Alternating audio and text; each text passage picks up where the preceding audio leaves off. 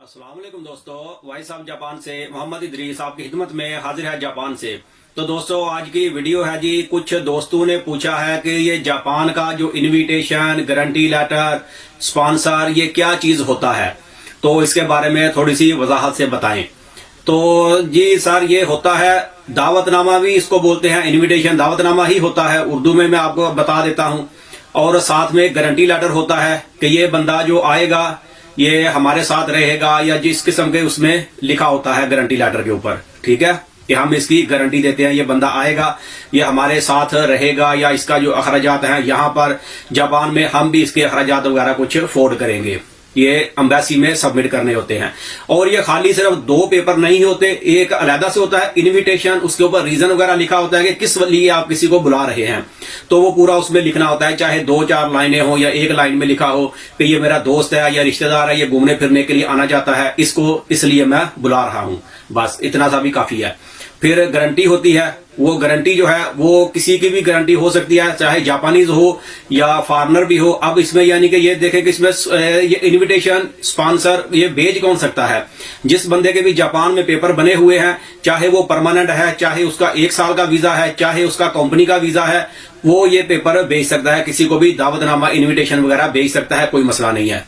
हाँ, जिसका refugee visa है वो तो भेज नहीं सकता, क्योंकि उसका अपना स्टेटस सही नहीं है, तो वो तो किसी को भी दावतनामे पे बुला नहीं सकता। बल्कि अगर वो भेजेगा भी तो वो बंदा, वीजा अगर लगना भी है तो 100% उसका वीजा लगेगा ही नहीं, कि जो बंदा भेज रहा है वो खुद ही रेफ्यूजी है, ये जाएगा तो ये भी वहीं पर रुक जाएगा, वापस इसने आना भी नहीं है, फिर तो उसका नहीं चलेगा। सिर्फ जिस बंदे के पेपर बने हुए हैं, चाहे वो परमानेंट है, उसकी अपनी कंपनी है, फैक्ट्री है, कुछ भी है, वो भेज सकता है, या जापानी है वो तो भेज ही सकता है। तो ये खाली 2 पेपर नहीं होते, इसके साथ और भी पेपर लगते हैं, काफी सारे पेपर होते हैं, जिसमें यहां पर टैक्स का उसका क्लियर होना चाहिए, उसकी सैलरी का पेपर होता है, फिर बैंक स्टेटमेंट होती है, इस तरह से मिला के तो काफी सारे पेपर ये बन जाते हैं। तकरीबन उसका एड्रेस का पेपर होता है, वो बंदा रह कहां पर रहा है, कौन सी सिटी में, वो काम कहां पर करता है, कंपनी का लेटर होता है साथ में जहां पर भी वो काम कर रहा हो, या उसका अपना अगर बिजनेस है तो उसके वो पेपर ज्यादा, उसके फिर पेपर ज्यादा लगेंगे। मैं नॉर्मल आपको बता रहा हूं, तो ये पेपर साथ में लगते हैं। और अगर किसी गारंटी किसी और बंदे की है, मिसाल के तौर पे जो स्पॉन्सर भेज रहा है उसका वो स्पॉन्सर अपना भेजता है, लेकिन गारंटी जो है वो किसी जापानीज की डालता है, तो समझिए फिर ये पेपर डबल हो जाएंगे।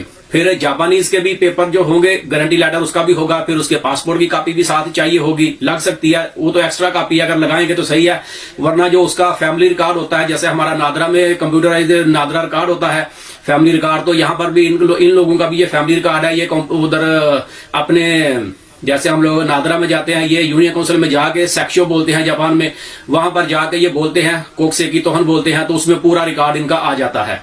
तो वो पेपर बाद साथ में चाहिए होता है। पासपोर्ट हो तो पासपोर्ट की कॉपी हो तो वो एक एक्स्ट्रा पॉइंट है, ना भी हो तो उसमें भी मसला नहीं है। यानी कि फिर डॉक्यूमेंट जो है वो ज्यादा हो जाते हैं, कि 4 या 5 एक बंदे के होंगे और 4, 5 या 6 दूसरे के होंगे, तकरीबन दोनों मिला के 10-12 पेपर ये बन जाते हैं। और फिर एक बंदे ने तो अजीब सा सवाल पूछ दिया, मुझसे मैसेज किया, भाई ये 2 नंबर भी होता है जापान से, मैंने सुना है कि 2 नंबर निकलता है। तो भाई ऐसा तो होता नहीं है, मैंने तो सुना नहीं है कि जापान से इन्विटेशन वगैरह स्पॉन्सर 2 नंबर जाता हो। हाँ, आपने सुना है, जिस बंदे ने आपको बताया है उसने शायद 2 नंबर दिया होगा आपको, तो पता नहीं है। क्योंकि जब आप एम्बेसी में ये पेपर देने हैं, जो बंदा आपको 2 नंबर पेपर देगा एम्बेसी में, तो वहां पर वो पूरा रिकॉर्ड होगा, तो बस आपने तो जमा करवा दिए, आपको तो वो कुछ नहीं बोलेंगे। लेकिन जिसके पेपर गए हैं वो पेपर 2 नंबर हैं, तो बस वो बंदा फिर लटक गया पूरी जिंदगी के लिए, क्योंकि 2 नंबर पेपर उसने बनाए हैं ना, तो वो तो लटक गया। और यहाँ ये जापान है, पाकिस्तान तो है नहीं है कि टेबल के नीचे से पैसे दे के जो मर्जी जिंदा मुर्दा कर दें, ऐसा नहीं है। यहाँ पर पेपर निकलेंगे, क्योंकि ये कंप्यूटर से पेपर निकलने हैं और गवर्नमेंट के ऑफिस से निकलने हैं पेपर, तो 1 नंबर ही पेपर निकलेंगे, यहाँ से 2 नंबर पेपर नहीं निकल सकते। अगर 2 नंबर वाला सिस्टम होता तो जापान आज दुनिया में इतनी तरक्की वाला ना होता, पाकिस्तान से भी पीछे होता। यहाँ पर जो पेपर भी होंगे वही 1 नंबर होते हैं। अब इसमें किसी ने पूछा जी ये इसमें क्या वीजा लग जाता है 100%? तो भाई 100% तो इसमें काम होता नहीं है, कोई भी काम है 100% नहीं होता, क्योंकि अभी एक सांस अंदर गई है तो ये भी पता नहीं बाहर आएगी कि नहीं आएगी। लेकिन एम्बेसी की मर्जी है, क्योंकि आपके भी कुछ पेपर लगने होते हैं साथ में, और जापान से भी पेपर जाने होते हैं जो बंदा भी भेजेगा। हो सकता है कि जो जापान से पेपर जाएंगे वो तो एक नंबर ओरिजिनल होंगे, उसमें किसी किस्म की कमी बेशी नहीं होगी। अगर कोई पेपर उसमें कम होगा तो जब पेपर जमा किए जाते हैं तो उस वक्त भी वो बंदा बता देगा, भले वो पाकिस्तानी होगा जो पेपर वसूल करता है, लेकिन उसको पूरी मालूमात होती है, तो वो भी आपको बता देगा कि ये पेपर कम है, या फिर वो पेपर जमा कर लेगा और 2, 4, 5 दिन के बाद जब वो पेपर चेक करेंगे तो आपको फोन पे कॉल करके बताएंगे जी ये पेपर जो है एक ये आप लिख लें। वो एक एक लफ्ज करके भी बता देंगे, उनका जापानीज का नाम बताएगा तो वो बंदे को याद नहीं होता, वो बोलेगा जी पेन से लिख ले, एक एक लफ्ज करके लिख ले, ABCD करके वो बता देगा कि ये लफ्ज लिखे। और जिस बंदे ने स्पॉन्सर भेजा है उसको बोले कि ये वाला पेपर दोबारा भेजे, या फुला पेपर इतनी तारीख से इतनी तारीख तक भेजे, और ईमेल कर दे। हमें एम्बेसी में जमा करवाने की जरूरत नहीं है, सीधा डायरेक्ट ईमेल कर दें तो उनको पहुंच जाएगा, तो वो बता देते हैं। लेकिन अगर पेपर मिसाल के तौर पर सारे पूरे भी हों तो फिर भी वीजा जो है वो तो एम्बेसी ने अपनी मर्जी से लगाना है, क्योंकि आपके भी पेपर वहां से लगेंगे। हो सकता है वो आपके पेपरों पे ही मुतमिन ना हो कि कोई ये बंदे ने अपना काम जो शो किया है या जो बिजनेस शो किया है उससे वो मुतमिन नहीं है, तो उनकी मर्जी है वीजा देना या ना देना। इसमें पेपरों का तो मसला नहीं होता, सारा काम है एम्बेसी का। तो इसमें दोनों चांसेस है, वीजा लगने के भी और ना लगने के भी।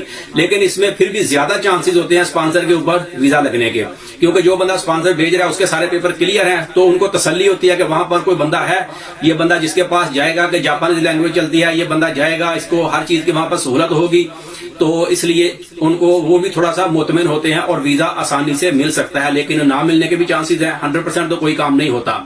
बाकी यहाँ पर जो मसला, अगर एक दोस्त ने पूछा जी एयरपोर्ट से तो कोई मसला नहीं होता, भाई एयरपोर्ट का मसला इसमें अलहदा से है, एम्बेसी का एक सिस्टम अलहदा से है। लोग आपने सुना होगा या यूट्यूब पे भी देखें कि अमेरिका एयरपोर्ट पे भी लोगों को रोक देते हैं, एंट्री नहीं देते और वापस भेज देते हैं। हालांकि वीजा उनका 5 साल का भी लगा होता है, लेकिन उनको एंट्री नहीं मिलती, क्योंकि इमिग्रेशन वाला सिस्टम और है और एम्बेसी का सिस्टम और है। एम्बेसी ने अपने डॉक्यूमेंट्स वगैरह देख के वीजा देना होता है, और इमिग्रेशन वालों ने आपका हुलिया आपके हिसाब से देख के तो आपको एंट्री देनी होती है। अब किसी बंदे के पास पैसे ही ना हो और वो जापान में या अमेरिका में घूमने चला गया, तो वो अगर पूछेंगे आपके पास पैसे कितने हैं, भले वो इनविटेशन पे आया है, तो अब बंदे के पास पैसे ही ना हो तो एंट्री उसको किस तरह से मिलेगी। तो ये भी चीजें होती हैं बहुत सारी। लेकिन इसमें इमिग्रेशन एक अलग चीज है और एम्बेसी एक अलग चीज है। एंट्री मिलना या ना मिलना वो अलग चीज है, लेकिन फिर भी इसमें चांसेस ज्यादा होते हैं कि एंट्री आराम से मिल जाएगी। लेकिन फिर भी इसमें कोई चीज कही नहीं जा सकती, ये सब आपकी किस्मत के ऊपर ही डिपेंड करता है कि वीजा मिल गया तो उसके बाद एंट्री भी है जो वो भी इंशाल्लाह मिल ही जाती है, इतना मसला होता नहीं है एंट्री का भी। तो मेरे ख्याल से काफी सारी चीजें इसमें बता दी हैं। जो लोगों ने मुझसे सवाल पूछे थे तो मैंने काफी चीजें इसमें बता दी हैं। फिर भी अगर मजीद किसी ने कुछ पूछना हो तो कमेंट्स में पूछ सकते हैं, या मेरे Facebook page voice of Japan पे मेरा व्हाट्सएप का नंबर ऐड है, वहां पर मुझे मैसेज करके भी पूछ सकते हैं। जितना मुझे पता होगा मैं उतना आपको इंशाल्लाह बता दूंगा। वीडियो अच्छी लगे तो इसे लाइक कर दें। तो मिलते हैं किसी अगले वीडियो में, तब तक अपना बहुत ख्याल रखें। पाकिस्तान जिंदाबाद।